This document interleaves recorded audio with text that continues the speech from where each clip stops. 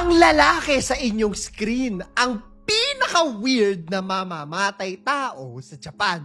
Siya ay si Issei Sagawa, isang murderer, kanibal, at isang na pinakakilala sa pagpatay niya kay Rene Hartevelt sa Paris noong 1981. Nung pinatay niya itong si Hartevelt, alam niyo yung ginawa niya ha?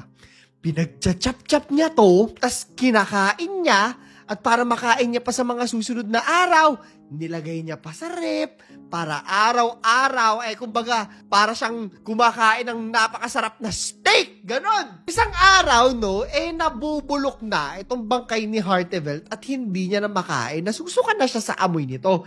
Naisip niya, tapon ko na kaya to. Tinago niya yung katawan sa 2 bag at tinapon sa isang lawa sa Paris, kung saan ay nahuli naman na siya ng mga pulis. Dito ngayon mag-uumpisa ang kawirduhan ng kwentong to, no? Dahil hanggang ngayon, kinukutya pa rin ito ng mga Hapon. Nagkasuhan kasi siya sa France, sabi nila, legally insane itong si Issei Sagawa, at dahil dito, nilagay lamang siya sa isang mental institution.